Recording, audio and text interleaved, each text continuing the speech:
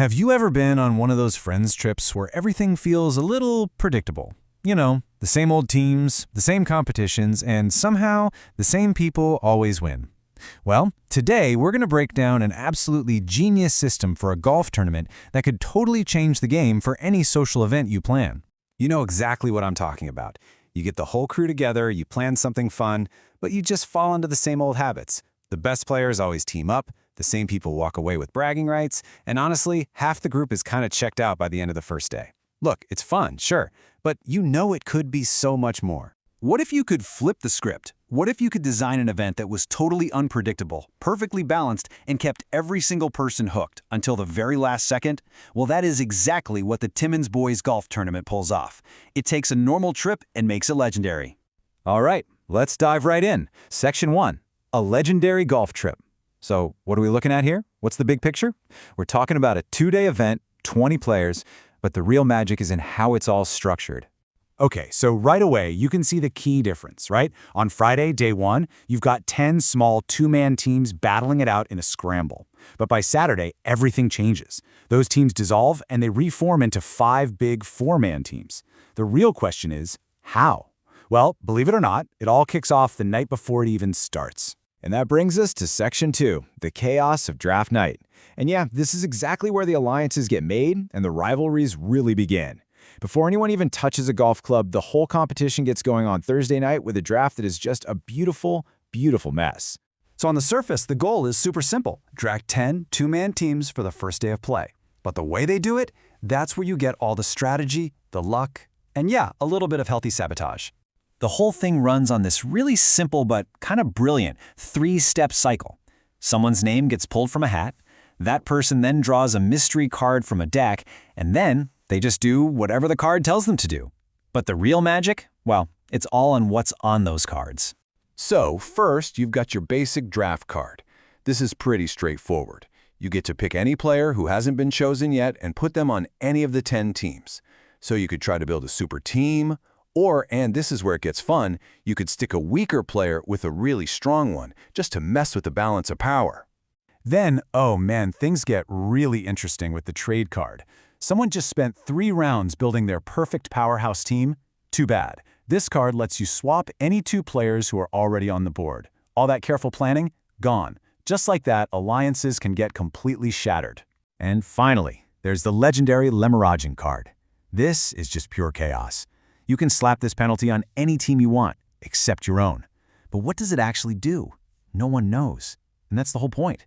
It becomes this running inside joke, this mystery curse that adds a whole layer of mythology to the trip. All right, so after that wild draft night, it's finally time to actually play some golf. Section 3, day 1, setting the stage. This is where we see how those randomly generated, possibly sabotaged teams actually perform on the course. So you've got these 10 teams, right? They're playing a classic 2-man scramble. But here's the thing, and this is absolutely crucial. There are no throwaway rounds here.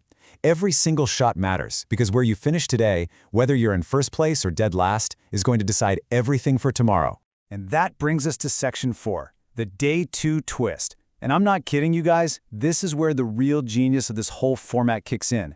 It's all about how yesterday's game completely shapes today's teams in the most brilliant way. So, you've had a whole day of competition, of rivalries, maybe a few of those mystery Lemuragins. Now what? How do you create those final 5 teams for the big showdown? Another crazy draft? Pull names out of a hat again? Nope, it's something way, way smarter than that. It's a perfect balancing act.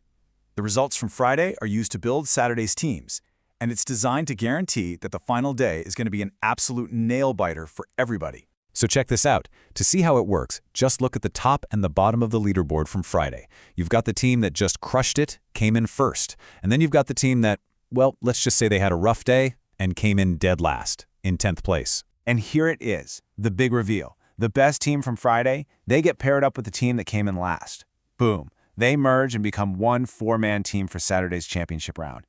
Just like that, the entire competition is rebalanced. And this beautiful, simple logic just cascades right down the list. The 2nd place team joins up with the 9th place team. 3rd place teams up with 8th, 4th with 7th, and so on, right until you get to the 2 teams in the middle who pair up. It's just perfect. The system completely balances itself. Okay, let's bring it all home. Section 5, the genius of the format. Let's really break down why this system is so brilliant, and not just for a golf trip, but for pretty much any fun competition you can think of. So what makes it so good? Well, first, you get this perfect mix of skill and pure luck. The draft is total chaos, but the pairing system is pure, beautiful logic. Second, it forces everyone to mix it up. You could be trying to beat a guy on Friday and then your teammate on Saturday. Third, and this might be the most important part, it keeps every single person in the game. Even if your team completely bombs on day one, you know you're getting paired with the top team, so you've got a legit shot to win it all. And finally, all of this, it just creates an amazing shared story that everyone talks about for years. It really all boils down to this idea right here. It's not just about who wins the trophy at the end. It's about the story of how the teams were built and broken and rebuilt along the way. That's the fun part. That's what people remember. So that really just leaves one last thing to think about. What about you? For your next friends trip, your next fantasy football league, your next get-together, how could you borrow some of these ideas, the chaos, the balance, the story, to create your own ultimate legendary event?